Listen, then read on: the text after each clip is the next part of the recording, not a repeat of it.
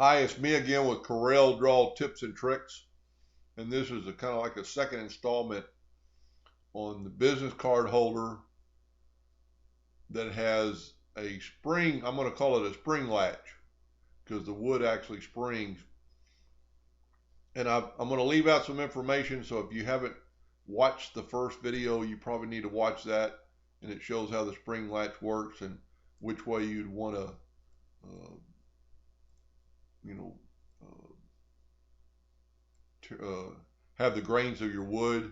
So anyway, when the yellow is the size of a business card, and you've got a little extra room right here, and then when you slide the cards in, this actually springs down. It moves this wood.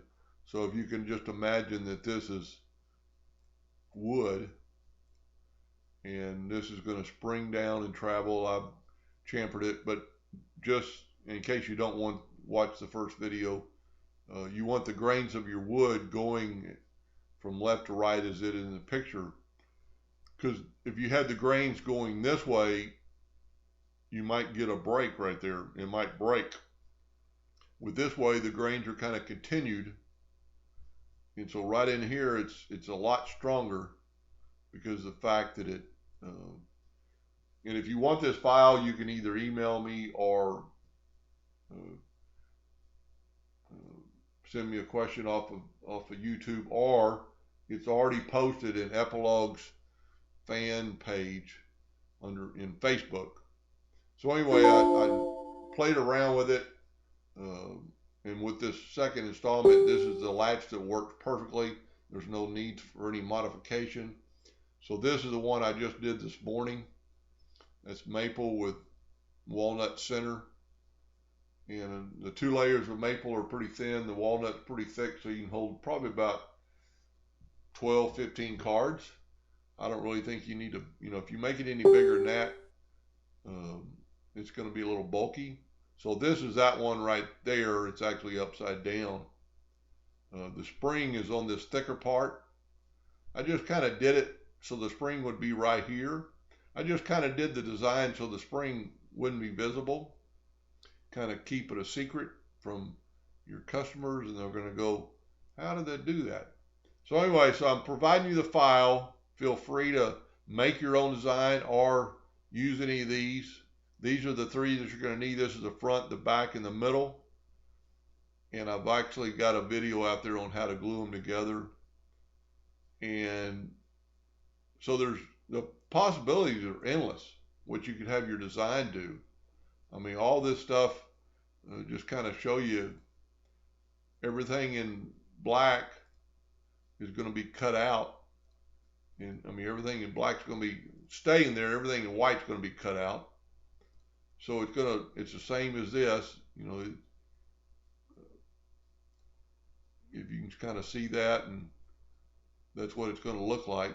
But anyway, and these are some extra copies. When I'm drawing, I'm going to keep, especially copies that I'm going to change.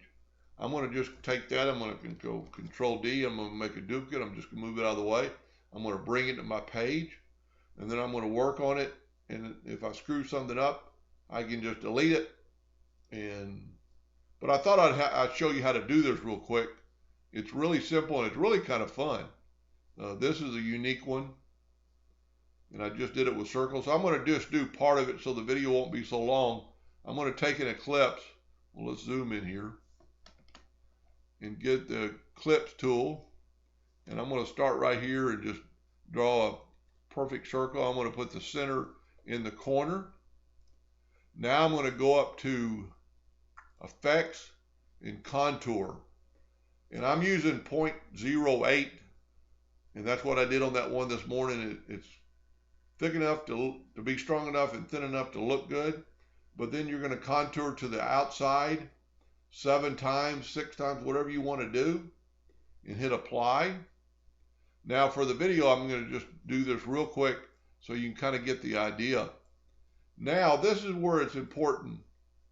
You could go through there and delete all the other lines you don't need, but with the virtual segment delete key, like you don't want that one and that one.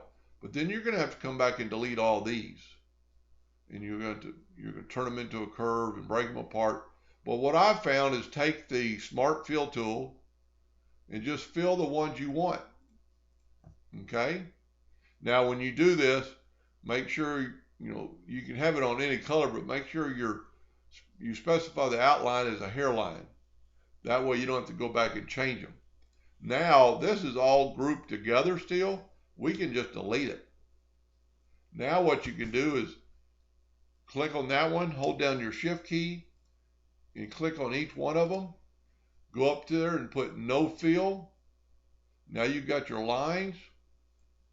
Now you can take your virtual segment delete key and delete that one, delete that one, delete that one, and delete that one. And then do the same thing on the bottom side. Now, this isn't, I'm not going to finish it, but then when you're through, you would do this, and we had an odd number. So that's what your business card holder is going to look like. And you could do that in each corner, kind of like I did in this one I used a polygon tool. And this one I just used some straight lines. I kind of broke it up, got straight lines, curved lines. But you could do the same thing before you erase the lines and do the same thing on the other side and maybe make the circle bigger. I would make them symmetrical, so hold down your control key. Do the same thing and then just contour it how many times you want to the outside. Do some more. If you don't like that, add a couple, because you can just keep adding to it. Anyway, hope that helped a little bit, and thank you for watching.